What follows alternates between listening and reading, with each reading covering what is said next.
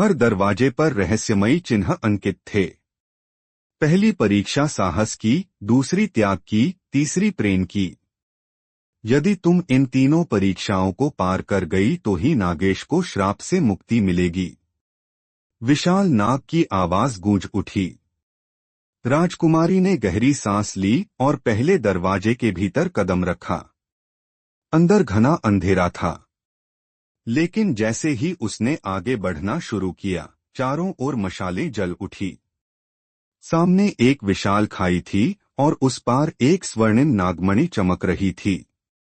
तभी एक गूंजती हुई आवाज आई, यदि तुम इस नागमणि को प्राप्त कर लेती हो तो साहस की परीक्षा पार कर जाओगी।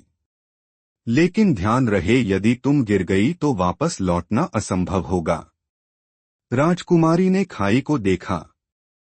वह बहुत चौड़ी थी। इतनी दूरी तक छलांग लगाना असंभव था। उसने नागेश की ओर देखा। नागेश भी चिंतित था, परंतु उसकी आंखों में विश्वास झलक रहा था। राजकुमारी, डरो मत। तुम्हारा विश्वास ही तुम्हारी शक्ति है। नागेश ने प्रेरणा दी।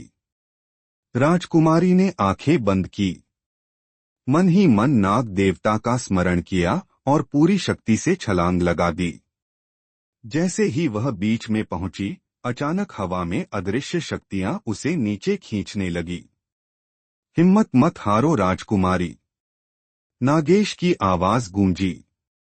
राजकुमारी ने अपनी पूरी शक्ति लगाई और आखिरी क्षण में सामने के किनारे को पकड़ लिया। धीरे धीरे ऊपर चढ़ते हुए उसने नागमणि उठा ली। तभी दरवाजे के ऊपर स्वर्ण अक्षरों में लिखा प्रकट हुआ, साहस की परीक्षा पूरी हुई। पहला दरवाजा खुल गया और रास्ता आगे बढ़ा। राजकुमारी ने नागमणि को कसकर पकड़ा और दूसरे दरवाजे की ओर बढ़ी।